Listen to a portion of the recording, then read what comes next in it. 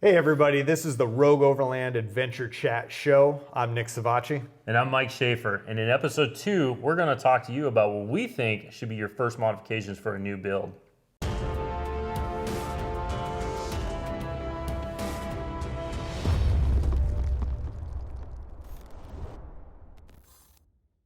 All right, here we are. So as discussed in the intro, we are going to talk about, you have a new rig and you might be new to wheeling.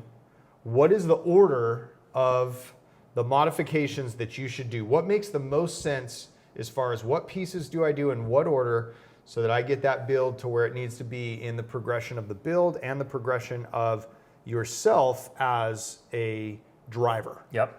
And I think we can both agree, especially we talked about it in episode 1, you should crank your torsion bars all the way up. That's right. Throw really, really crappy add-a-leafs in the back. I'm kidding. Don't do any of that. You want like the highest CV angle that you can get. Yes, absolutely. Don't do any of that.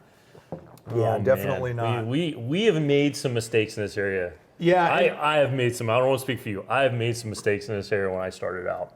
Oh, absolutely. Yeah. Yeah. And just to touch on it, for anybody that hasn't listened to the first episode, you can go back and kind of get an idea of our history. But we've been there, right? Yeah. We've had everything from the vehicle that doesn't have any modifications, and then what I've always called a poor man's lift, which is just crank the torsion bars. Yeah.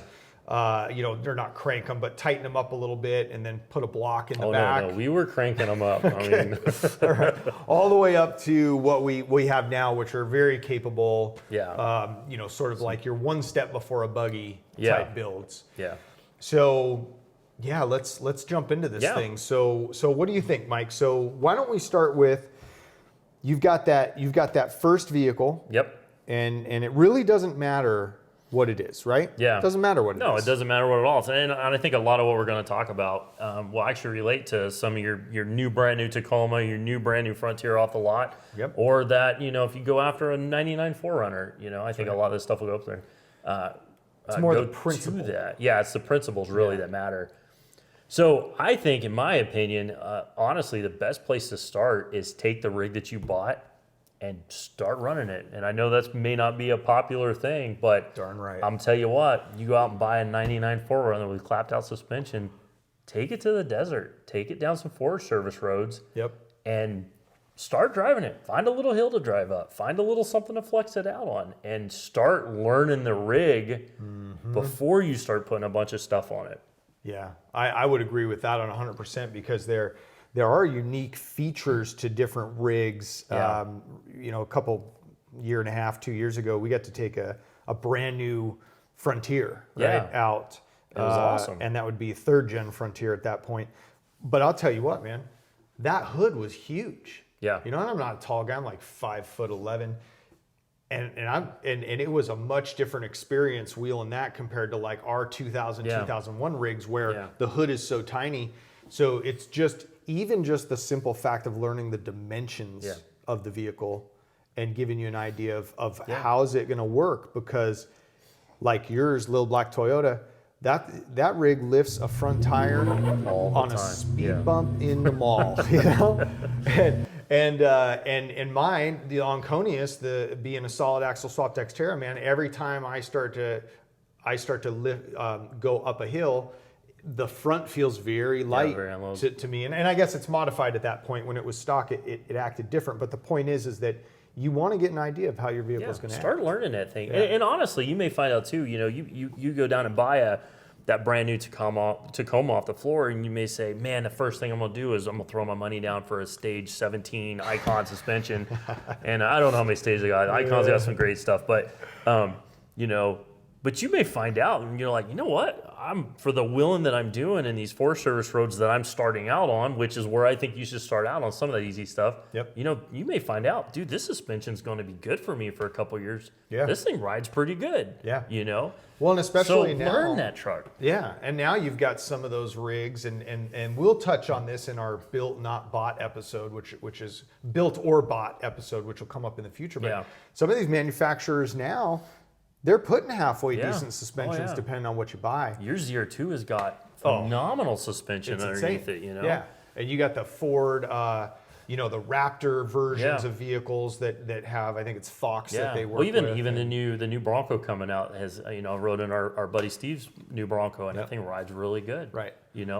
Yeah, so I agree with you, and I also think we should throw in that what we're talking about is a rounded rig, right, for adventuring. Yeah. We're not talking about if you go out to the dunes and all you ever do is live in the dunes and desert run. We're talking about a rig that's going to get some wheeling, a rig that's going to maybe go roll, some desert stuff, but not a purpose-built like race type vehicle or rock buggy. And I feel like same thing. I'm talking about that rig that you go down, just like we started, my daily driver.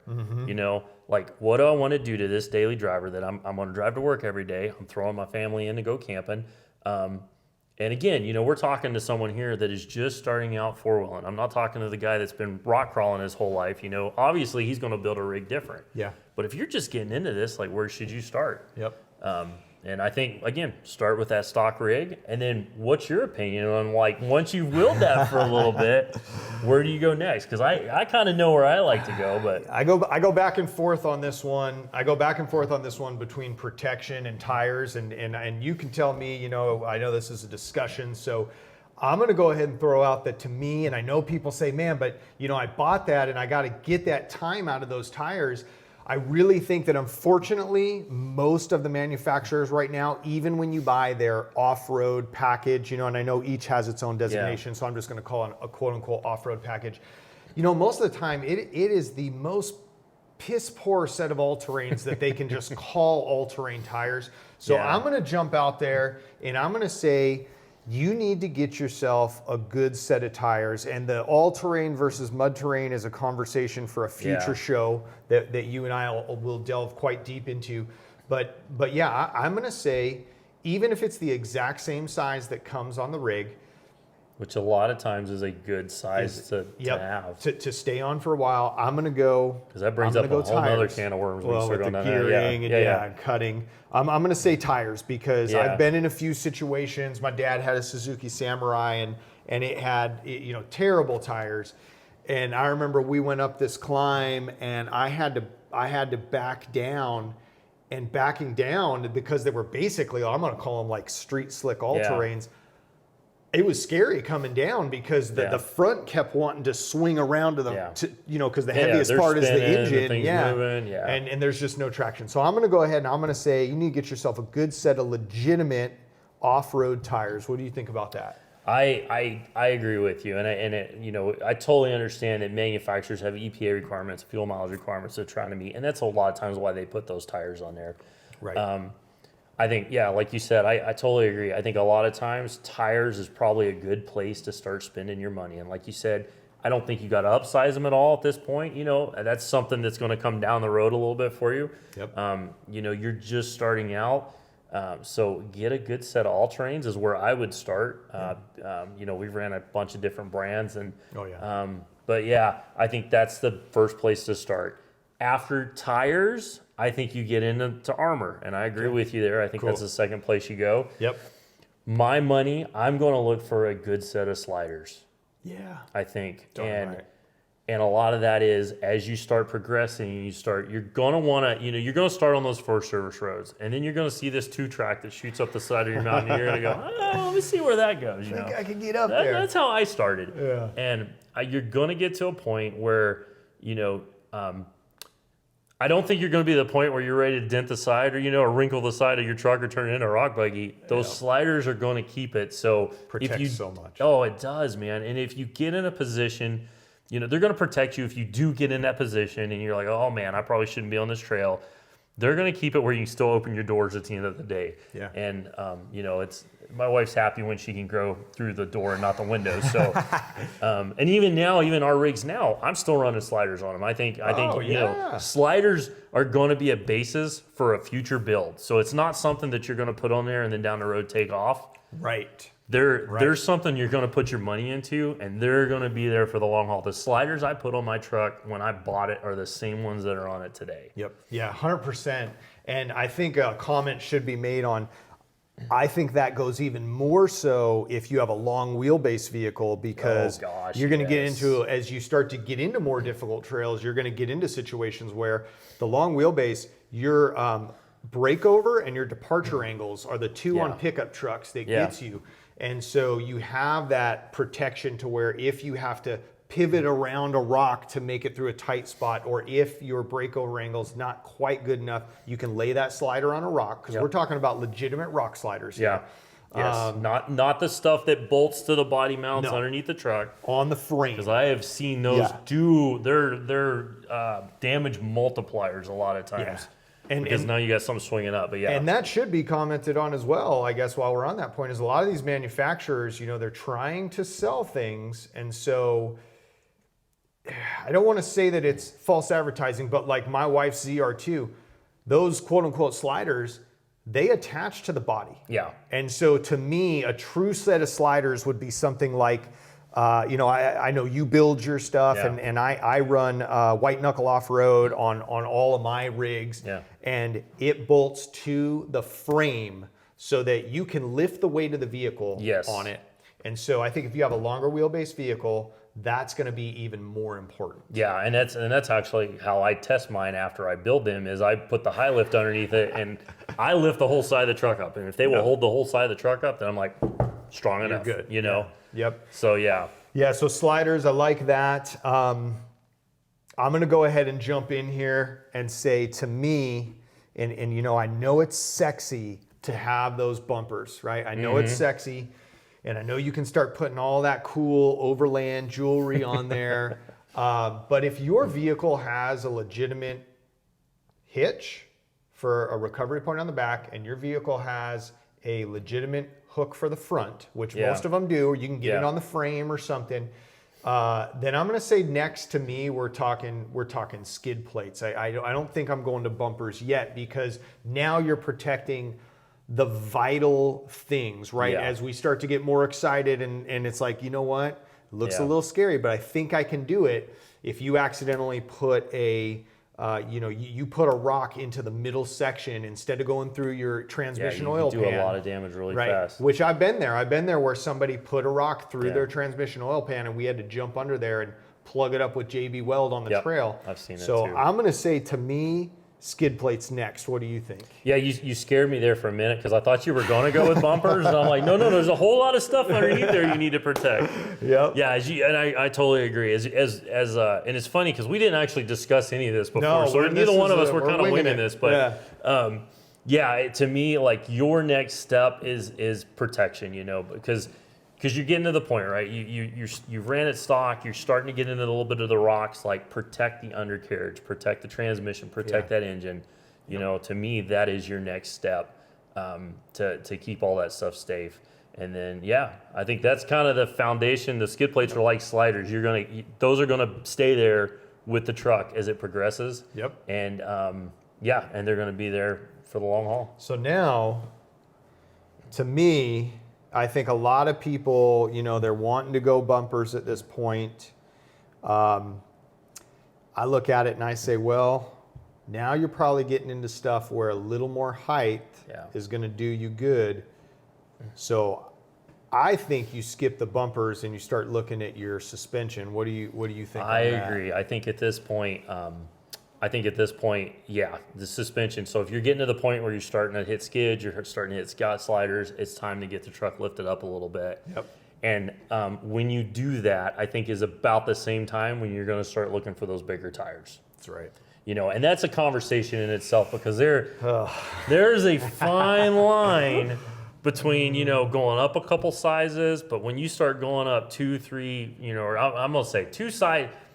This is very generic, very general here. You probably go up 2 sizes and be all right. Yeah, but maybe a little I know in the Toyota world, I feel like maybe you start going above 2 sizes. So we're talking 3 sizes bigger, 4 sizes bigger. Yep. You know, that's getting into more modifications. And I put, you know, last year I put 35s on my truck, and to do that basically took me cutting chunks of the floorboard out and rebuilding them to get those tires to fit. Oh yeah. So I think when you start sizing it up, you know, again, we're talking, kind of beginner, kind of getting into it. 1 or 2 sizes is about where you're at for that, in my opinion. Yeah, and I think this is, it is probably a conversation for when we talk about the suspension, but it is worth making a quick comment on. Just because when you're sitting in the parking lot, you can fit 35s, does not mean that 35s actually fit. Yeah, 35s fit on my truck without cutting anything in my driveway. But as soon as you flex it out and you stuff a tire, you're going to start ripping stuff out. And so that's where to truly, quote unquote, fit a tire, your suspension lift isn't actually doing it.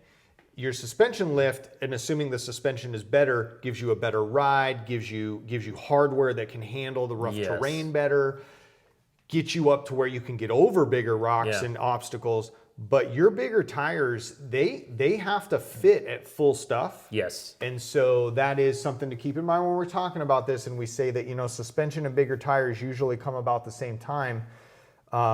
Your bigger tires have to fit your stuff. Yes. Yeah. Yeah, 100%.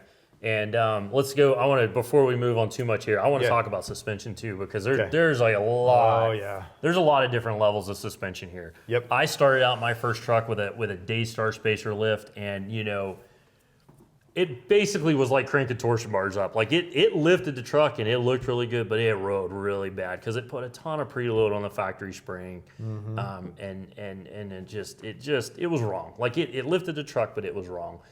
Do your research when you go in and start looking at suspension lifts. And I mean, you can go super mild, right? And that Daystar lift, and you can go way crazy down the road with, full-blown long travel and the whole thing. Yeah. At this point in your life, in your off-road life, I feel like you're maybe starting to learn what you like to do, what you don't like to do. Yep. Am I hunting ghost towns out and I want to be able to get to that last mile up to that old cabin in the middle of nowhere? Right. Do I find myself where I'm like, man, I really like hitting these rock trails and I really like kind of getting in a little rougher stuff? That's why we're not telling you to do this right from the beginning. Now you've got a little bit of knowledge. Take that knowledge and do your research and do your homework and say, where do I want to put my money in this suspension lift? Yeah. Because you can get some really nice suspension. For example, my wife's 4th gen, my old 96 3rd gen that I had, we ran Bilstein shocks and Old Man Mood springs together. It was a low-cost thing to get into. I think the whole thing, front and rear, I was in it maybe $700-800, right? Okay. Which is a little bit of money, right? But it definitely wasn't on the top end, but it was way better than the low end. But I'm gonna tell you, that truck rode, both hers now even, rides really great. I've had that suspension on there a long time. Yep. Gave me just the right amount of lift I wanted to fit the right size tires I wanted on that truck. Yeah. On that truck, we can talk about it later. It's built kind of purpose built too, but it was a good mid-range. It gave me everything I wanted, and there wasn't a lot of compromise on the other end. So you can go anywhere with that. Yeah, and I think I'll jump in, and this this is kind of, there's sort of two thoughts on this. When you do suspension, do you sort of progress it, which is what I did basically, just because I started wheeling when I was really younger and quite poor. So as the torsion bar lift and the 3-inch lift, and then I went solid axle. But to touch on what you're saying is, that's why we're saying get out there and wheel what you have for a while to learn it, so you know what you want to do, and then hopefully you only do it once, because Mike's a Toyota guy, I'm a Nissan guy, and you're gonna, over this show, hear us probably make all kinds of jokes. We appreciate all manufacturers, but we love kind of harassing like that. But in the Nissan world, you could take a 2nd gen Xterra and a 2nd gen Frontier for that matter, and you can do basically an OEM long travel setup by putting Titan stuff on there. And so a lot of people will ask me, well, here I am, I'm ready for a lift. Do I just do something like Niztec lifts, their extended travel setup, or do I Titan swap it? And some people will say, well, do one step at a time so you sort of progress.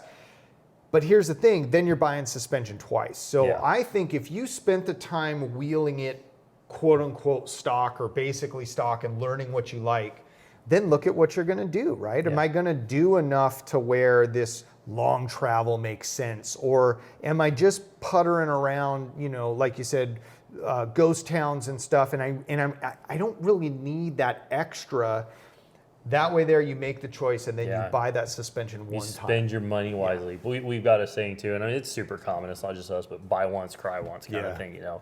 But make that decision, spend your money, you know, and don't overspend your money too, because you know you got a $2,000 budget or a $300 budget.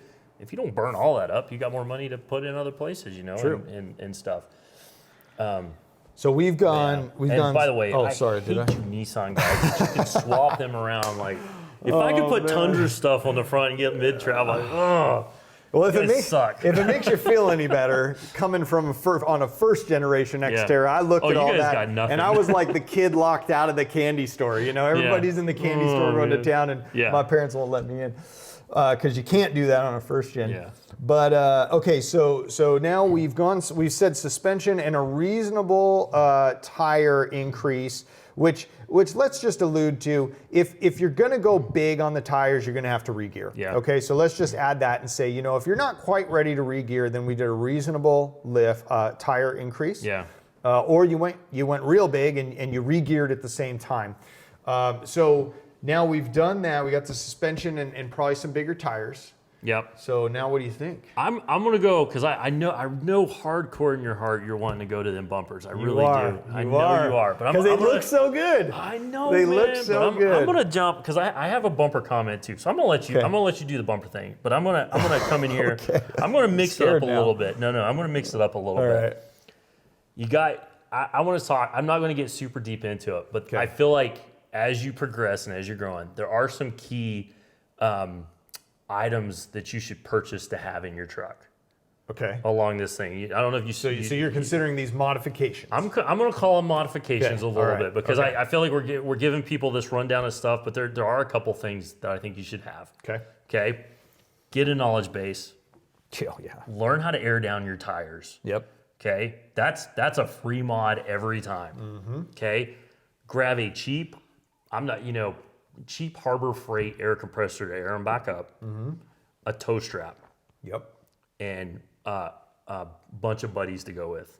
And I'm gonna with somebody is huge. Yeah, I'm gonna throw that kind of in the mix here too, just because that's probably right at the beginning in my mind. Too, we probably should have went back to the beginning, but I'm gonna throw some of this stuff in there, and we've got an episode planned where we're gonna talk about, and we want to run through a deep dive of gear you should carry because I know you and I go way deep into this.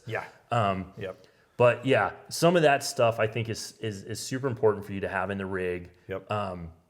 But always go out with someone. Do not go out by yourself and be that guy that gets stuck out there for 4 days in a snowbank. All right. I just wanted to touch on that for a minute. Yeah, and I would say, a legitimate recovery gear kit is important, and I'm sure everybody's gonna, if you're listening to this on YouTube or whatever, you're gonna comment, oh, but you need all this recovery stuff. What we're saying is sort of just get-go version. Very generic. You can get 2 soft shackles. We happen to be a real big fan of the Bubba Gear Gator Jaws, and then a tow strap.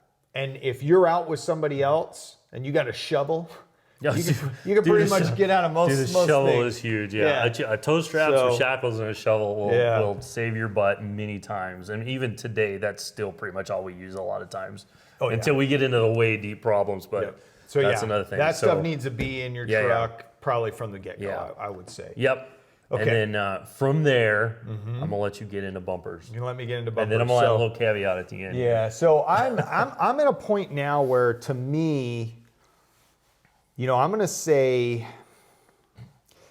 that the road veers to me, and it's very safe at this point to go either direction because.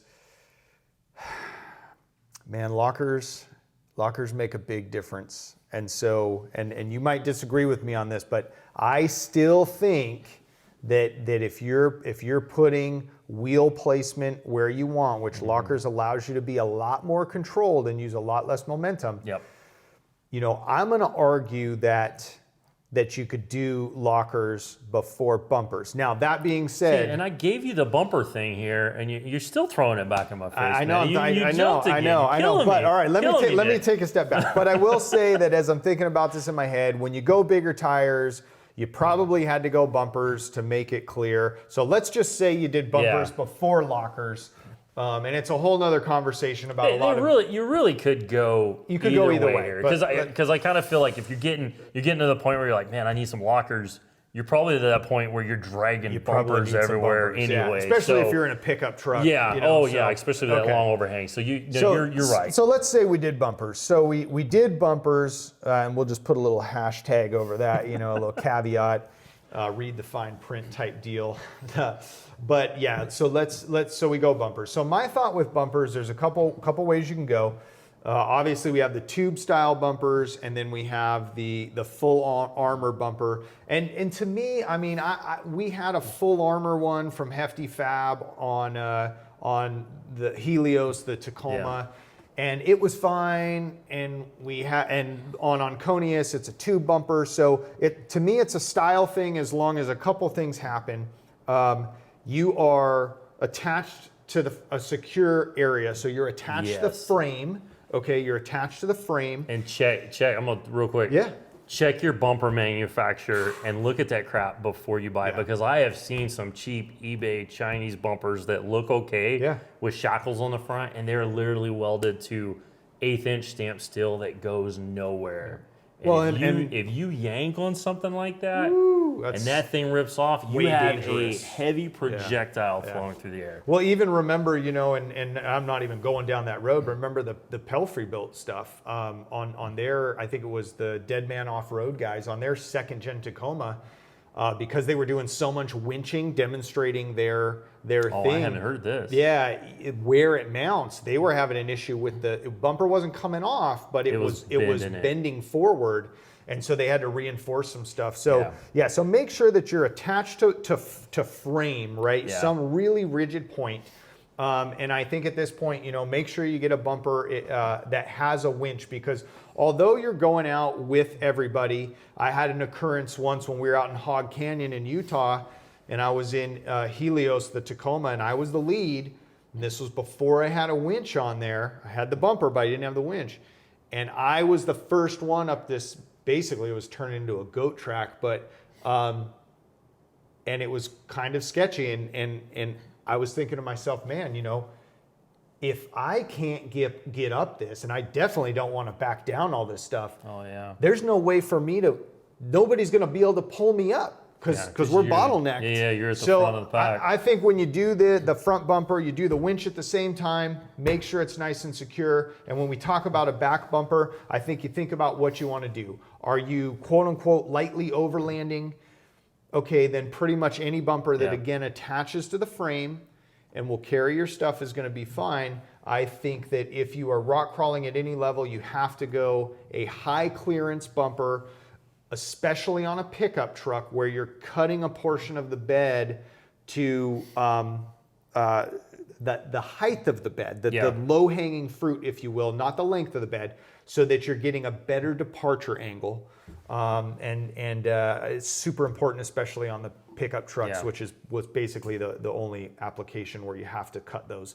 But that's my thought on my thoughts on bumpers. No, that's a lot of good stuff. I think it's important to know what you're wanting to do with the truck. Yep. I've ran ARB bumpers. I'm currently running a tube bumper on the front, a little black, because I like it. It's high clearance. Yep. But figure out what you want to do. If you are overlanding, maybe that giant 400-pound steel bumper that's tough as nails and will kill a bull, may not be the right choice for you. Do you need something that's solid, True. You can get by. There's some great bumpers. Sean is running a DeMello aluminum bumper on the front of that truck. Yeah. It's super solid, lightweight, looks great. That's a great setup. True. And I'm gonna throw something out here too. Maybe a full bumper replacement isn't something you need. I totally agree with the winch thing. When you start getting out there and you start running down, and I'm telling you what, I've been on some sketchy trails that went up to ghost towns that went south real bad, real fast. Oh yeah. A lot of manufacturers now are building the replacement where you basically just cut out the center of your factory bumper. Yeah. And you put that solid piece that goes between the frame rails. You've got a winch on there. You've got a solid shackle points on it. Yeah. But you're not adding a lot of weight. You still get, get that factory bumper look.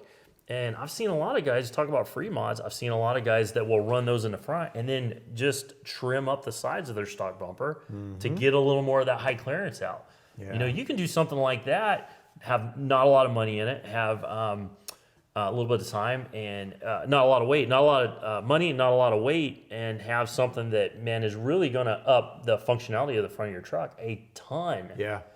Yeah, it's funny you say that because looking at for my wife's ZR2, and they don't sponsor this show, but reach out if you want to. CBI, they make exactly that for the ZR2.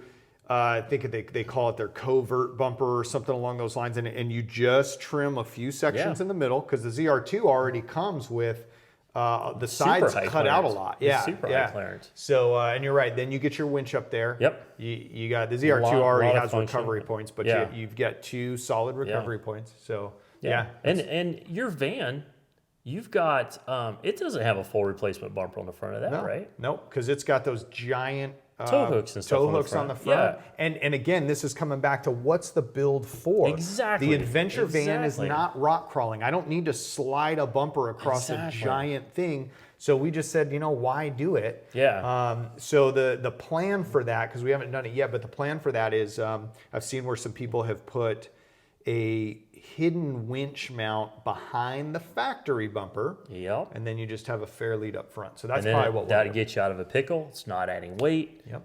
And you still keep the awesome looks of the front of that van, and you're just going to do everything you want to do. Okay. And I think that ties back to what we originally talked about. Figure out what you want to do with the rig. Yeah. Drive that thing before you go putting all this money in this stuff. Because you can bolt everything under the sun on the truck and not ever use any of it, and you're going to have a freaking heavy rig that you're driving down the interstate, and it's burning all kinds of gas just to get to a fire road. Yeah. And that being said, really, I know we said drive it stock first. While you're driving it stock, really, when you start modding a vehicle, at some level, you should have what the end looks like and play it backwards. Yeah. We're just telling you the order of the in our opinion, the order of the mods that you should consider, but you really do want to be looking at what's the use of the vehicle at the end. Yep. And build it under that. And that may change too. Oh yeah. Down the road. Yeah. I mean, it's changed for us, but So 100%. So all right, so I took the bumpers on the chin, so I'm gonna then put you in the hot seat. So now you've done bumpers, and let's assume that you haven't done lockers. What are we doing? What are we doing next? So I think, the hard part about this too is you've got your first mods. I feel like we're getting to that point in a off-roader's, I'm gonna call it their off-road life. Yep. Where you're starting to branch, and depending on where you branch is really where you start going. Okay. So are we talking overlanding? Okay. So if we're going overlanding, we've kind of got our good solid base build. Then it's like, okay, you're carrying gear, you've got your family, maybe you're looking at roof racks. Are we talking rock crawlers? Okay, you've decided you're like, man, I really like beating a tar out of my vehicle on rocks. Now we're talking lockers. So we're getting to that stage. We've kind of, to me, covered those first basics, but it's at this point, man, it's hard. You start branching, so So in a brief thing, then let's do this. Let's call like the two major branches, right? The two major branches are going to be your quote unquote light. Let's say light overlander, because I know that we're like a weird combination of very aggressive rock crawly overlanders. I call my truck a dual sport. Because I know it's so stupid, but that's kind of how I built it. Yeah, I mean we'll load up the whole family, and we'll drive up to northern Nevada. We'll live out of it for 5 days, and we'll wheel the Rubicon while we're out there. Yeah. So we're a unique breed, but let's call these are going to be our two branches. So you've got your light overlander, right? Yeah. And then you've got your hard rock crawler. And in my mind, the hard rock crawler is the easier path. So and maybe a lot of people are interested in the light overlander, so you got to listen to the end to hear that. Let's do both those paths briefly. Okay. And let's say, okay, so from here, you're a hardcore rock crawler. That's the direction that you want to go. We're not building a buggy, but it's just, you're wheeling your 4Runner. I mean, you're legitimately wheeling it. Then where are we going? I think lockers. Yeah. There's no not question. light bars? No, definitely not light bars. Rock lights maybe, but not light bars. Yeah, man. If you're leaning and you're getting more and more hardcore, there's no question in my mind. You've got to, because you're going to get to a point. You've got suspension unloading. You've got wheels up in the air, and when that happens, it's locker time. Yep. And you probably are going now, or have gone, to significantly bigger tires. Oh yeah. And when you're already in there re-gearing, let's just get those lockers in there. Oh yeah. Because it's already tore apart. That's one of them jobs where, I've recently just started doing my own gears and stuff, trying to learn that process. And it's one of them things, like, if you're in there, you only want to do it one time. Like, you don't want to, and especially if you're paying someone to do it. Oh man. Because gear work and finding someone that's good at it, you're going to pay for it. And it's not a job you want to do twice. And you're waiting, you got that downtime where you've given them your stuff. Yep. And they say, all right, well, or maybe you're in line, you're 2 months out. Yeah. And then when you give them your stuff, they tell you, all right, well, within the next 2 weeks, I'll have it done. Which turns into a month again. Yeah. Your day is never your day. It's like, I get you on the 14th of March. All right. So I'm dropping it off on the 14th of March. I don't know when I'm going to see it back. Yeah, exactly. Okay. But to me, that's definitely where you rock crawl, and it's time for lockers. With you. Yeah, with you. Lockers are invaluable when you're getting to the point where you have to put tires in the air. Because as we'll talk about in a future episode, lockers, they really only help you when tires are losing traction or they're in the air. Yep. And so, you're getting to the point where you're having to put things in the air to get through obstacles. Let's lock it up. Yep. And I think right along those lines, I could also argue that you're in the same time frame of considering crawling gears for your transfer case, if you have a transfer case that doesn't already have a pretty low setup, because again, you're at the point where you're working towards, let me be more controlled in how I'm getting through these obstacles. So gears are going to help with that. Transfer case gears are going to help with that. Yeah, we're definitely on that branch, really getting into, like, I'm running 35-inch tires, I'm cutting fenders, we're going down that road. Okay. So from there, I would say the big thing, the consideration, you can tell me what you think about the next mod. Maybe it's lighting or rock lights, I know can be very beneficial. But I'm going to say is just keep it light, right? As we go forward, as a rock crawler, the heavier you are, that weight is working against you. So I think everything you do from where we're at forward, you need to think about the lighter my rig is, the better off I am. And that is something I personally have completely failed at by building that dual sport rig, because I'm like, I got to have armor for rocks, and then I'm also carrying a fridge with me, and 3 kids, and the kids in I've 14 completely bags failed on that. So there's definitely, like, overland rock crawler, there's definitely a needle in there somewhere too that I fall in. Yeah. And I know a lot of people are going to. Oh yeah. So I think, from there, it basically, in my mind, and you tell me what you think, but in my mind is, as you go deeper into the rock, I think you need to get rock lights, you need to get some lights if you're going to be out at night. Yeah. But you've got basically what you need, and it's just a matter of from there, you're going to fine tune what you have, and you're probably going to, you're going to end up cutting more sheet metal as you go to gianter tires and things like that. And then you're probably if you're IFS, you're probably going to get to a point where maybe you're going to think about long travel, or you're going to think about a solid axle swap. Yeah, and that's something we're going to talk about in a future episode too, is kind of comparing those two things, because I know we both run different setups for different reasons. So Overland channel then. Okay. You're happy with your 33s, it's getting you everywhere you want to go. You've got your lightweight aluminum bumper on the front, a recovery winch. What do you think those next few steps are? So I think at this point you've been getting out, and unless you just unless you didn't listen to our advice and you just jumped straight into like your sleeping thing, in my mind at this point, you've kept it pretty simple. Like maybe you have a rooftop tent, or maybe you've been doing the ground tent or something like that. And at this point in time, I think you're basically looking at making your living quarters better. You probably don't need lockers at this point. You definitely don't need crawler gears in the transfer case, in my opinion. Yeah. I think you're looking at, let's fine tune what living looks like for me. And if you're in a pickup truck or an SUV, there's obviously different options there. And gosh, if you're in a Jeep, you got the Ursa Minor pop up and all that type of stuff. But to me, I think that's where you go next. And I know that's a really broad thing.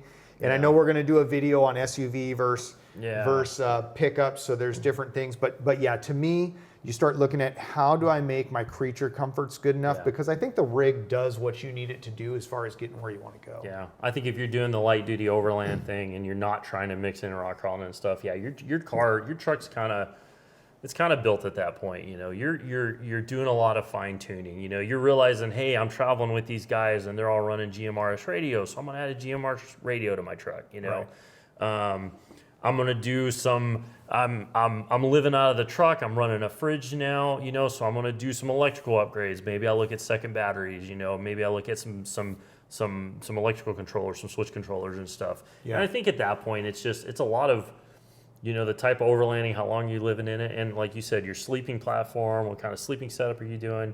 You know, to me at that point, you're just kind of fine tuning it and making it yours and making it comfortable for you. Yeah. You know, I agree with that. And I think there's a lot of thought that needs to be put into that, because this is again where the community and social media, and we're going to do a whole video on, we call it Social Media Isn't Real, where we talk about that, because we do the social media side of things with the Rogue Overland Instagram and YouTube channel, but we're also genuine. And so we do a lot of posts we call Social Media Isn't Real, but excuse me, social media will push you in that direction of, well, I need the dual battery setup and I need this. But on Conius, our solid axle swapped Nissan Xterra, our family of 5, and I know you did the same with Little Black Toyota, we lived out of that thing for 9 or 12 days, whatever it was, out in Colorado, hitting all the trails.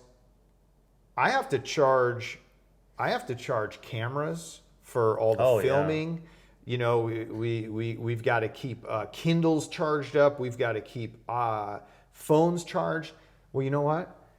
That doesn't have a dual battery setup because you really, I mean, you can get away without it. Now, we don't ever park in one place for a full day. I was going to say, that's where we've learned to fine tune it, because again, I am the same way as you. As I found that, you know, again, weight is always my struggle, you know, physically and vehicle, but you know, weight is always a struggle. And for me, I'm like, dude, I don't have the room and I don't want to add another dual battery. Yeah. But you know what? I can put a real good size heavy duty or big deep cycle where its stock is. Yeah. And I don't need to run a solar panel because we are moving every day and we're driving, it charges it. Yeah, you know? And I know some people might throw in the comments, oh, you're not supposed to start off a deep cycle, but the deep cycle you have is a starting battery. Starting / deep that cycle. Is designed to be able to handle deep cycle incidents. And funny story real quick, I ran that thing down to 1.5 volts when I had the engine out of it because Carter was helping me crank it over and he left the key on. Oh no. And I was like, well, this ain't coming back, and it came back. And it came back. So great battery. Yeah. Maybe we'll, we're not sponsored by them at all, but we'll put a link in the description for that battery. Batteries plus, if you're watching this on YouTube. Because I run the same thing in the Xterra and it's worked great. It's oversized, has the capacity. But all that to say is that's that fine tuning that we've kind of done and figured out what works for us. Think about what you need. Do you not like to sleep on the ground? I mean, we've run habitats, we've run shift pod tents or shelters. We've Cascadia vehicle tents, rooftop tents. I know right now you're playing around in Little Black Toyota with a more of a backpacking style tent that doesn't take up hardly any room. Tent that takes up no room and it doesn't weigh a lot. I love my CVT. I love sleeping in that thing. Yep. But man, when you're cruising down the interstate and rock crawling and stuff, it's a lot of weight up top. So if it's just you, we're always playing. I mean, my gosh, we're daily changing the sleeping setup in ours, I swear. So I think that's the thing, would be in my opinion, Mike, that's the thing people should consider is as you delve into this, you know, we could talk about it forever and maybe we'll do one episode just on the comfort portion of a rig. Oh, yeah. But think about what you really like and what you do and what you need. You know, is your significant other the type of person that's not going to sleep on the ground? Because if that's the case, you're looking at a rooftop tent or you're looking at a habitat from adventure trailers. You know, there's some other options. or maybe you, maybe you've got a huge family, big family. You don't have a lot of storage space. We're not all going to fit in a rooftop tent. So you know what? You just need a roof rack that has a shift pod up top, a giant shift pod, so that everybody can sleep in there. So think about what you need to do. Don't think about what social media is telling you that you need, because most of these rigs are not being used for the way they're built, and most of that stuff is just bolted on there, and that's it. It just stays there. I think what the biggest takeaway from this for me, and I really want you guys to know is like we said at the beginning, start with a stock truck, figure out what you want. Don't be the credit card overlander. Don't go down and no offense to anybody, I know some guys, and I have some friends that are traveling full time with a 4Runner and a trailer, and they are using all that gear. And I would never call them a credit card overlander because they're using that. Yep. But dude, I see so many people rolling down the interstate 60 mile an hour because that's all they can do, and they're way overloaded rig, and it's got everything under the sun hanging off of it. Yep. And they probably don't know how to use half of that stuff. But, they saw it on Instagram and it looked cool. And they're like, why? I have to have that XYZ thing. Here's the Visa card, just, take a step back and learn. Like, neither one of our builds happened overnight. They are a progression. Mine's a progression of 15 years now. Yeah. Like, I tell people that all the time. Little Black is a 15-year build at this point. Because I essentially started that truck with the Tacoma. Yeah. Don't do it overnight. And I think that's really what we're trying to relay in this episode with you guys. Yeah. And if you're watching this on YouTube, then throw some comments. Let us know what you think. I mean, what do you think the progression is? Did we miss something that we should have added, or did we go in an order that doesn't make sense?